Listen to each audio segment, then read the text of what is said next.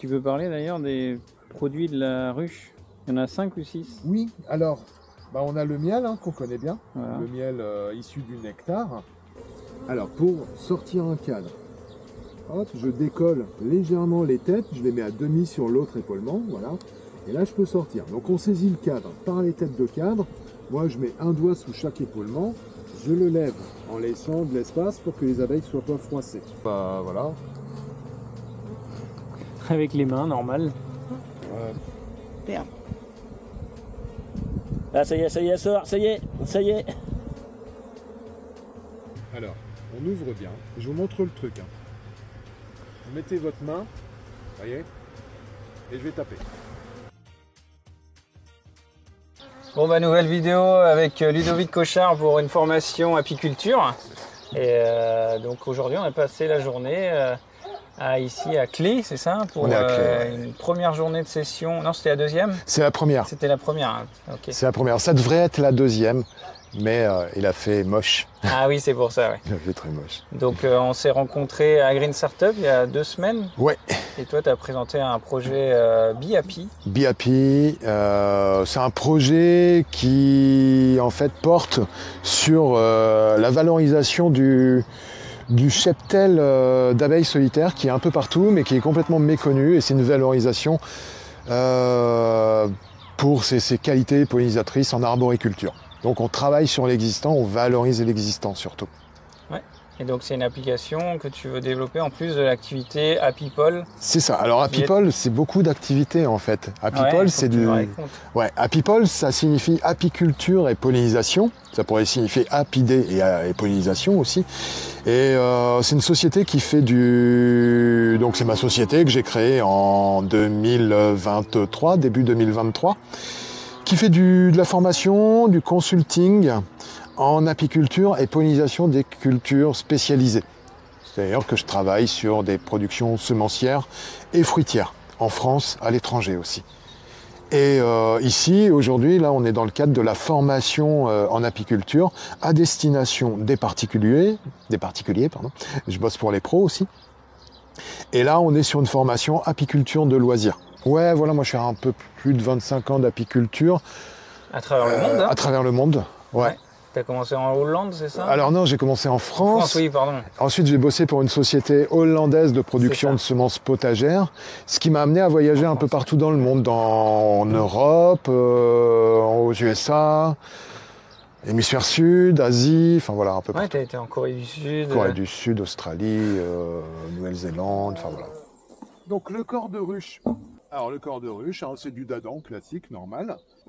Là c'est du bois, ça aurait pu être du plastique aussi, j'en ai aussi, ça marche bien. Le bois, c'est sympa parce qu'on peut le peindre. Par contre, il faut l'entretenir, c'est ça le problème. Ça c'est un choix personnel.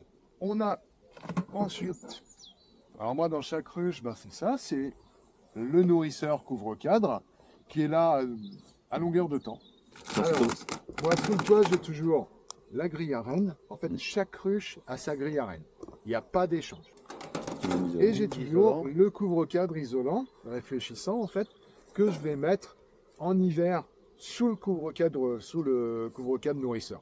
En fait, ça leur refait une isolation. Et je le mets en été aussi, au-dessus des hausses. Petit point au niveau peinture. Donc ça, c'est de la peinture que j'ai fait, c'est de la peinture à la farine, peinture suédoise. Donc en fait, c'est de la farine de blé cuite dans de l'eau, il y a du savon et il y a des pigments, c'est de la terre. Donc j'ai voulu essayer ça. Il y a de l'huile de lin aussi. Voilà, pour voir comment ça protégeait le bois. Ça fait 2 ans que c'est fait. Ouais, ils sont propres quoi. C'est pas mal. Au niveau nourriture, alors activité butinage, donc là vous voyez, elles sont déjà en butinage. Elles vont chercher du nectar, du pollen, de l'eau. C'est tout ce qu'il leur faut pour vivre. Donc le nectar, c'est ce qui va devenir miel. Le pollen, c'est la source de protéines. Et l'eau, comme tout être vivant sur notre planète, l'abeille a besoin d'eau pour se développer. Tu peux parler d'ailleurs des produits de la ruche? Il y en a 5 ou 6. Oui, alors, on a le miel qu'on connaît bien. Voilà. Le miel issu du nectar. Le miel qu'on va trouver là. On regardera tout à l'heure, c'est des hausses que j'ai posées il y a une semaine, je ne sais pas ce qu'il y a dedans. Donc le miel, c'est le plus courant, le plus connu. Tiens, on va s'écarter, elle commence à s'énerver. Deuxième produit, on a le pollen.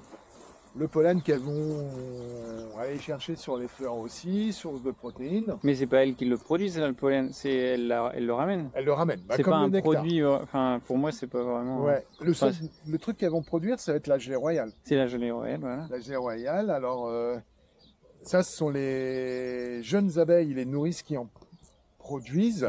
Donc il y a des glandes qu'on appelle les glandes hypopharyngiennes qui permettent de produire la gelée royale. Elles en produisent quand elles sont jeunes et on produit nous de la gelée royale en les forçant à produire des reines. Ouais, c'est un peu le carnage. Hein. Quand on fait de la gelée royale, c'est-à-dire qu'on zigouille une larve de reine à chaque fois. Ouais. Moi j'en ai produit, c'est pas ma production préférée. La propolis donc on trouve dans les ruches, elle bouge tous les petits trous avec. La propolis, c'est un mastic qu'elles vont récolter sur les bourgeons de certains arbres. Alors c'est un produit qui est intéressant, qui a plein de propriétés antibactériennes, antifongiques, antiseptiques. On peut la récolter, hein. Bon voilà, maintenant on ne sait pas trop quoi en faire, mais on peut la récolter. Autre chose qu'on peut récolter, le venin. Alors ça se récolte. Ça c'est pas connu ça, le venin.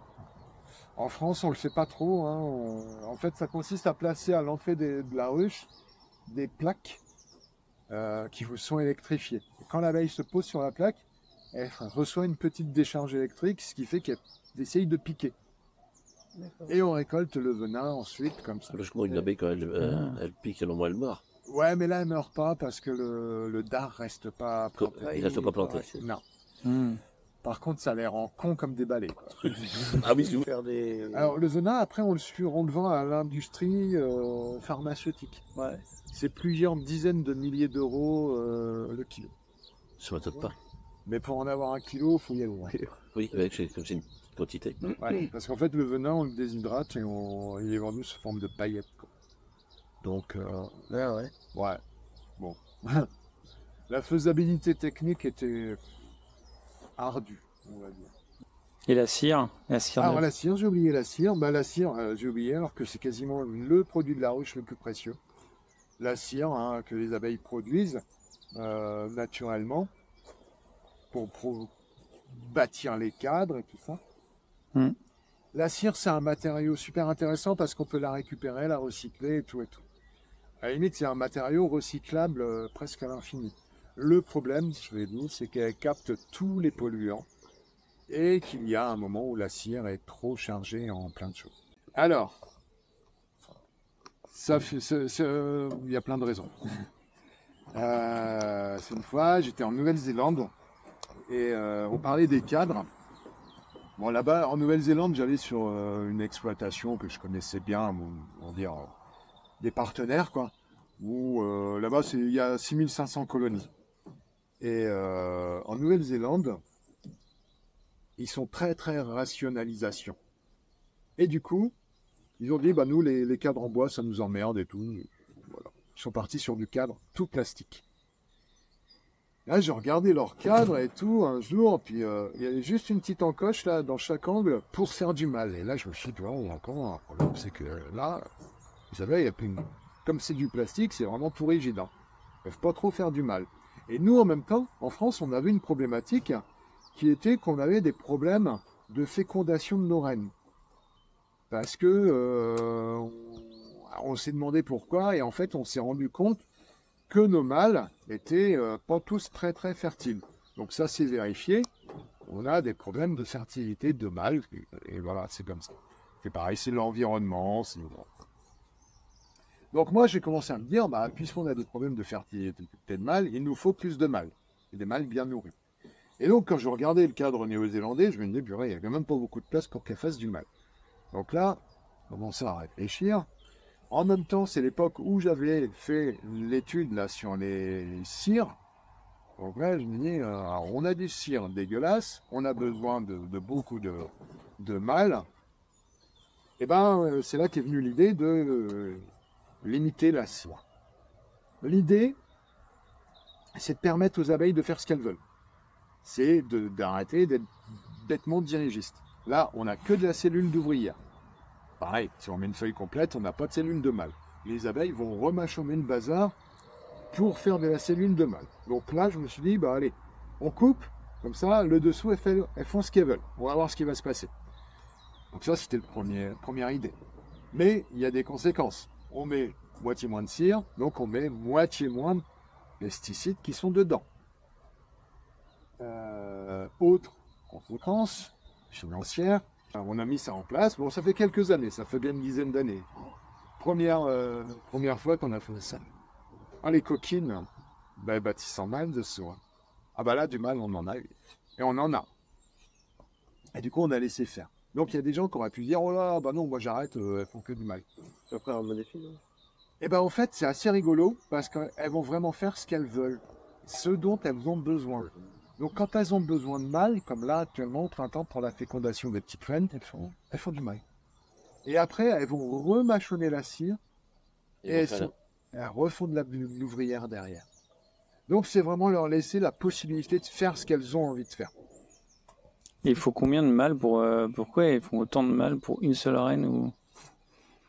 Bah, tu sais, je pense que les abeilles sentent aussi que leur mâle, ils sont pas vaillants, quoi. Genre, faut oublier, hein. Ouais. Donc, il te faut une quinzaine, une vingtaine de mâles pour féconder une reine. Ah oui. Féconder, ouais. Bon, ça n'empêche qu'on a plein de mâles qui serviront jamais à rien, hein, qui féconderont jamais à rien. Mais voilà. Il y a fin de saison, il est foutu dehors. Non, parce que des fois, on en voit des centaines, ouais. Pour une seule reine, quoi. C'est... Ouais. Mais vous allez voir tout à l'heure, hein, dans les ruches, hein, il y a du mâle. Ça, c'est un varroa phorétique. Vous voyez le petit truc là? Marron. Ouais, mâle. Voilà. Ça, c'est un varroa phorétique. Ça. Donc, le varroa, c'est un acarien, comme les... Ça ressemble à une petite araignée, non? Ouais, plutôt un petit crabe. Un petit crabe, pardon. Ouais. Ok. Et donc, cette petite saloperie est originaire d'Asie, est arrivée, bon, voilà, c'est arrivé une quarantaine d'années en France. Toutes les ruches dans le monde, quasiment, sont infestées de varroa. Il y a quelques endroits. À l'origine, il vit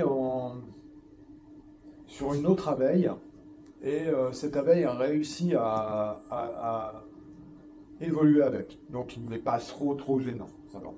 Mais nous, notre abeille, à nous, bah, elle n'est pas du tout adaptée à vivre avec le varroa.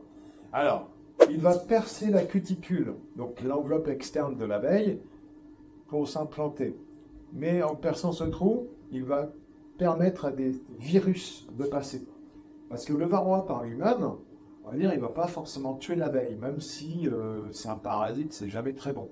En gros, c'est comme les tiques sur les chiens. Ça ne va pas directement les tuer. Mais la tique, elle va faciliter le terrain pour...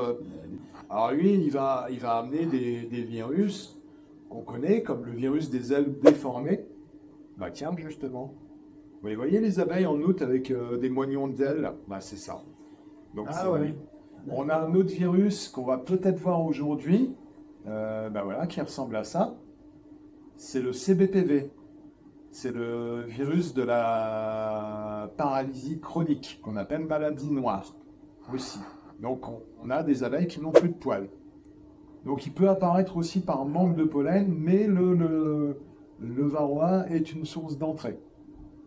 On en a d'autres, hein, virus du Cachemire, enfin voilà, il y a plusieurs virus. Ce qu'il faut savoir, c'est qu'on a du varroa partout, et nous, en tant que bon apiculteur, qui travaillons dans un sens de prévention, bah on va viser à ce qu'il ne se développe pas trop.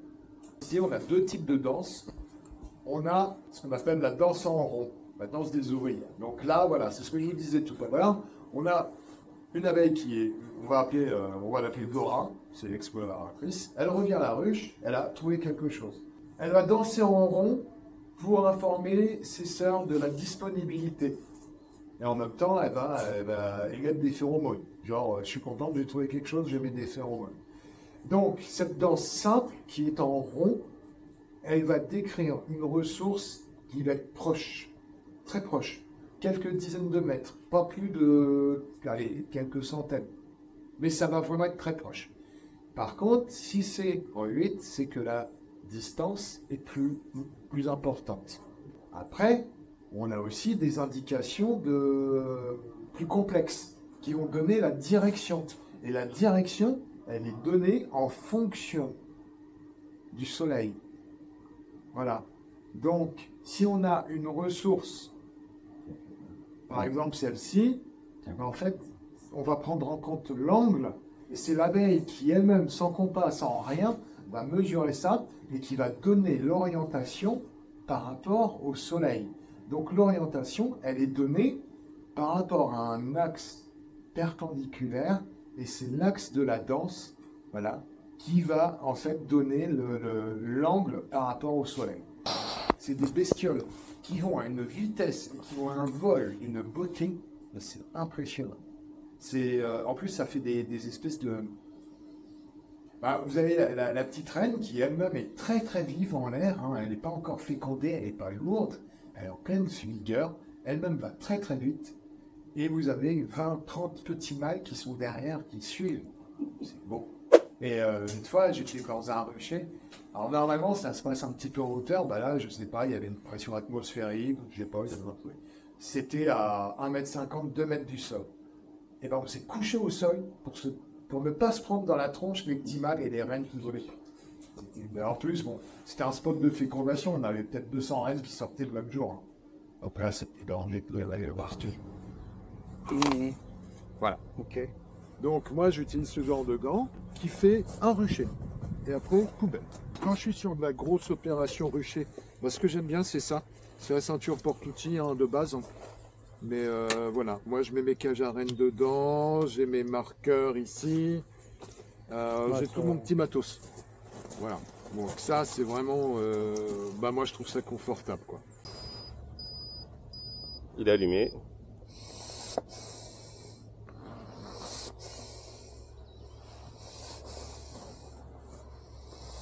Et ça sent bon. Ouais, tous. Waouh. Ça de Ah ouais, ça fume pas, c'est ce que je dis à Ludo, ça fume pas autant que... Ça vaut pas un vrai fume. Non mais ça, c'est Et l'odeur. donc ça fonctionne comment à l'intérieur là? C'est quoi? C'est une cigarette électronique. D'accord. Le toit. Moi je le pose toujours là, comme ça si tu as des trucs à poser, tu quadres dedans le toit. Toutes les ruches on l'a vu sont équipées d'un isolant couvre-cadre, on va regarder. La grille à rennes, bah, je vais la mettre de côté parce que j'espère bien lui poser une hausse quand même. Alors ensuite, quand on ouvre,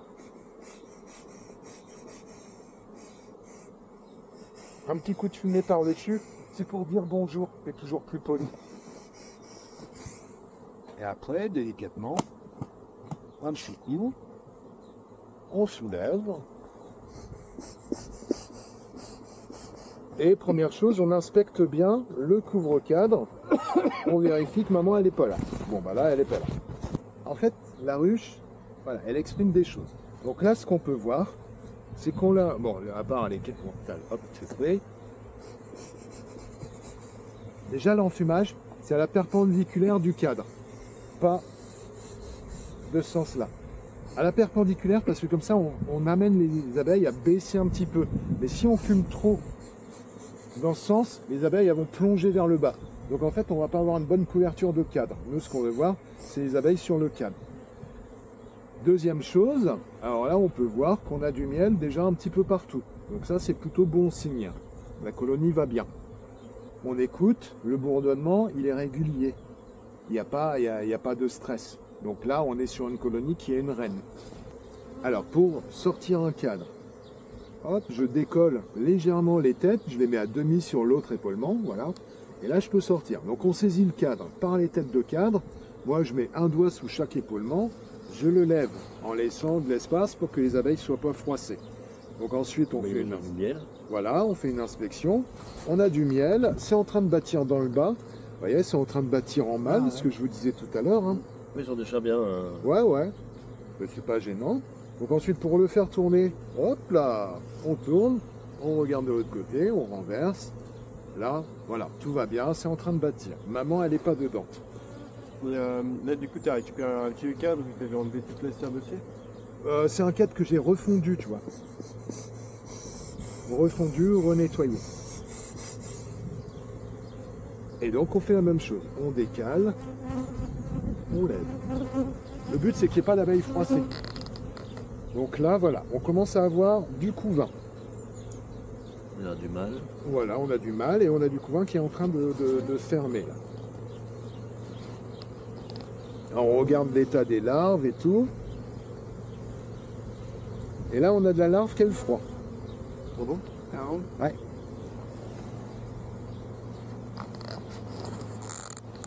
Donc là, c'est intéressant. Vous voyez toutes les larves qui sont dans le bas, là, qui sont à moitié crevées, qui sont même crevées.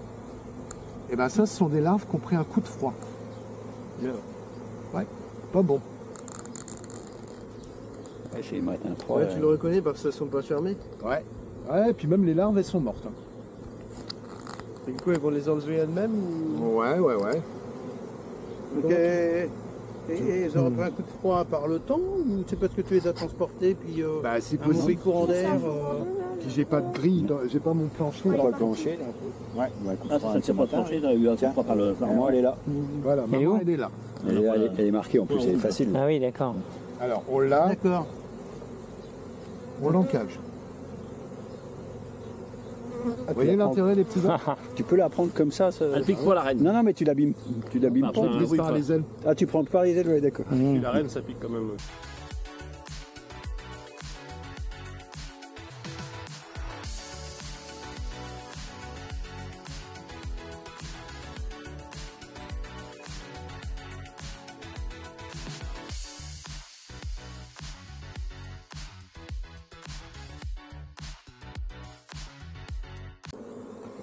Et là, tu changes la reine aujourd'hui ou pas? Non, bah non, j'ai pas de reine. Oui, il faut. Alors, c'est une reine qui est pas terrible. Ça, c'est clair. Mais on voit la colonie, quand même, ça pousse. Oui, ça se portait quand même bien. Ouais. Et ben, ce qu'on va faire, on va la noter, là, sur sa fiche de suivi, reine à changer. On va lui claquer une hausse quand même, parce que ça pousse. Et après, on verra comment on va faire. On va essayer de faire ça le mois prochain. Donc, pour le mois prochain, moi, je vais me noter de ramener soit une cellule royale, soit une reine fécondée. Je pense que ce sera de la cellule royale. Eh ben, on verra ce qu'on fera, mais je pense qu'on tuera la reine, on changera la reine. Sinon, tu peux pas faire un petit essai avec la reine. Ouais, mais si la reine, elle est pas bonne, pourquoi tu Ça veux... fait quand même non. Non, Ouais, je vais refaire un là, c'est pas du renouvellement Non, avec, avec du pas du- bon.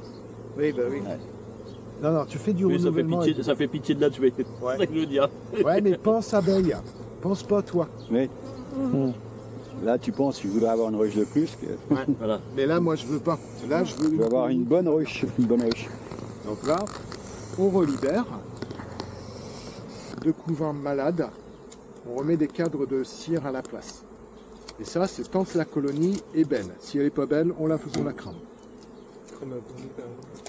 Tu peux me rappeler ce que c'est qu'une loque? La loque, c'est une maladie du couvain d'origine bactérienne. En gros, ça va faire pourrir le couvain. Donc là, on va faire attention. Hein. Donc celle-là, hop. Alors vous pouvez faire des petites fiches de suivi comme ça pour vos colonies. Ça vous permet de retrouver vos données. Et surtout, si vous voulez les ramener à la maison, on la pointe. Ça, c'est la meilleure balayette que vous pouvez avoir. Ouais, pour éviter de Pour les balayettes. Demain, Il y a- chez il y a- Rodor, il y a- moi, Désolé, 56% Jonathan. de vente de balayettes. Il a pas passé de le marche. Il a dessus. peut-être Ah oui. marché. Bah voilà. Avec les mains, normal. Bah, t'as pas Ouais, le mais là, il choix, a même pas hein. mis les gants, là, ça sera encore mieux. Même sans gants, ouais. Ouais, ce que je devrais pas faire. Mais comme moi, je manipule plus, hormis les rennes, bon voilà. Alors, je vais quand même vous montrer l'usage de la pince à rennes, qui est un super outil qui est vendu par Jonathan. Contrairement à la brosse. Qu'est-ce qui est jaune et qui attend? Hein. Alors, en fait, il faut bien... C'est la poser reine. Ça va bien avec la couleur. C'est la reine, hein. Voilà. Et voilà. Là, votre reine, elle est sécurisée. Et donc, comme elle est sécurisée, ben, on la pose là. Donc, Ok. les ouvrières, elles peuvent sortir, mais la reine, elle peut pas. Et c'est vraiment... Ça, moi, c'est un matos que j'aime beaucoup. Hein. Et on s'en sert en insémination pour encager les petites reines. Ça, si tu veux voir la... Elle est toujours dedans, hein. Oui, elle est là. Derrière, on voit un petit peu des fois son point jaune. Alors, on ouvre bien. Je vous montre le truc. Hein. Vous mettez votre main, voyez, et je vais taper. Voilà. Il Et en se fait, est toujours pas. Non, si, Si, elle est elle est sortie, descendue. on l'a vu, elle a En dû fait, descendre. le truc, hein, c'est qu'on va pas taper comme ça. Parce que là, on fringue la reine et on abîme la cale. Vous voyez, je mets mon poing et je tape. Ouais, faut pas qu'il y ait un contact sur le. Ouais. Faut pas que ça lui donne une résonance, quoi. C'est ça. Donc là, c'est que de la bouffe. Ah ouais, c'est que du miel. Ah bah Ouais. bon. Ça. Ah, c'est beau ça. Et là, même là, t'es parti d'un moitié de cidre. Ouais. Ok. Tu vois hein. trop beau. Donc, faut Tu faire... divises par deux le coût de la cire. Après, il faut qu'elle passe du temps à le refaire, quoi. Ouais, mais mais ça va très vite, hein. En fait, j'ai pas observé de perte de temps, si tu veux. J'ai observé sur cadre entièrement plastique un retard de prise en charge et de développement d'une semaine. Mais comme ça, j'en ai pas, y a rien. D'accord. Et- Ah, bah si, la voilà la belle cellule royale. Ah, c'est ça? Oui. Ah ouais, elle est jolie. Alors, Elle est on va, belle. on va regarder. Bah là. oui, elle est encore fermée. Non, elle est ouverte. Ah, elle est ouverte? Donc, ça veut dire qu'elle est partie? Non, Non, ça veut dire qu'elle est pas encore. Alors, tu vas la récupérer, tu vas faire quoi? Eh ben, Bah, soit il la laisse, soit il met dans une autre ruche. on va voir, on va voir. Si on fait une enchette. On sait pas encore. Suivant l'état de la... Voilà, selon comment si elle est bien travaillée ou pas. C'est majeur. Tiens, regarde, en voilà une autre, là. Ça, c'est encore une cellule royale. Ouais. Donc là, on est sur un cadre super dur. Ça veut dire qu'elles veulent remplacer leur reine. Par elles-mêmes, D'accord. sans essaimage. Et ben, on va laisser faire la nature pour voir. Tu laisses avec les deux cellules. On va laisser faire. Elle est déjà bien operculée. Et tu peux répéter les 3, 5, 7? 3 jours à l'état d'œuf, 5 jours à l'état de larve et 7 jours à l'état de nymphe. Ça, c'est pour la reine. cellule royale. Voilà. Ok. Donc là, on a de la gelée royale, c'est ça? Oui. Avec la larve là. Ça, c'est. Ok. Et donc ça se mange. Ouais. Ok. Ouais, c'est marrant. Ça, c'est un essence que j'ai en rucheux. Tiens, regarde celle-là, celle-là. Ah oui, ça y est. Ah, c'est marrant. Voilà, donc vous voyez la fréquence? Hop, elle fait son 8. Vous avez vu son 8? Ah ouais. Donc là, on perturbe le langage. Ah oui, parce que le 8, il est plus dans le bon sens. Eh ouais. D'accord. Voilà. Mais comment on la tourne à tourner le. Ça, elle est encore en bas aussi. là. Ouais. Ah bah il y en a plusieurs. Ouais, bah elles ont trouvé quelque chose. Allez, vas-y, c'est parti. Ça, tu vois, c'est une jeune, ça, qui vient de naître, qui est née aujourd'hui. Ah bon? Ah, ma Elle est plus cuisine. grise. Celle-là. Elle a pas encore pris l'air? Bah là c'est ça pareil, hein, c'est tout petit. Hein. Pollen, Elles sont pas sorties de ce cadre. On va essayer de le trouver, le cadre, pour que Baptiste il puisse faire une petite vidéo. Bah oui. Mais c'est vrai que c'est sympa à faire, hein, c'est mignon. Hein. Oui c'est ça ouais. Ouais. Allez, sors, petite abeille. Le cadre ou pas? Là, tu le tiens. Non. Tu le tiens jusqu'au bout. Dans une heure, tu crois. Oui, on la voit bouger. Tu la vois bouger? Ah ouais, ouais. Elle soulève le Là, on voit une antenne. percule. Vous vous rappelez, là, en fait, il y a une antenne qui passe. La communication, hop, les antennes, c'est celui-là, celui-là. Et on voit l'antenne, hop, ça y est, la petite antenne est sortie. Elle a fait bouger, ouais, hop. Laissez-la le temps de respirer. Hein, et... Merde. Ah ça y est, elle sort, ça y est. Oui. Eh bah il l'a vu, il l'a eu. Il l'a eu. Elle est sortie. Elle est sortie, elle est là. Ici. La naissance d'une abeille. Voilà. Donc on enfume l'entrée. Ouais.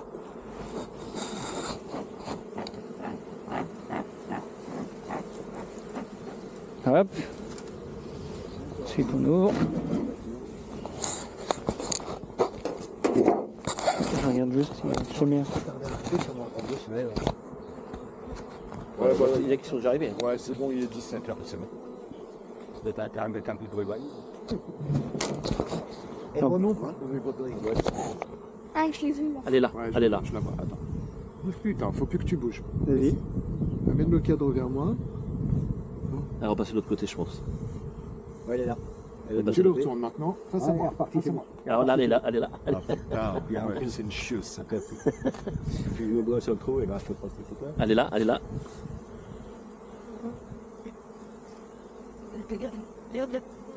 C'est marrant. Il l'a, ça y est, il l'a Elle dans est les là, mains. elle est dans ta main. Ah yes. Ouais, il avait vu, on en Oh, elle est trop fort. Bon là pareil, hein, c'est du couvain. C'est bien là. Ouais, il est lourd celui-là. Hein. Tout va essaimer. Voilà. c'est comme une lecture. Non mais je veux dire pour essaimer mais sortir là. Oh, si elle sent qu'il est. Non, je mets complet. Je mets complet. Ouais. Ce serait à l'étude. Par contre, il faut l'étude. J'ai essayé une année en amorce sur les Wallets. C'est les Cadéos. Elles ont tout bâti en mal. Attendez. Et après, au niveau tenue dans l'extracteur, Ça tient. Ça tient comme... Bon, bah merci en tout cas, Ludovic. Et puis, Merci, c'est moi. À la prochaine. On Ouais. se verra bientôt, ouais. Yes.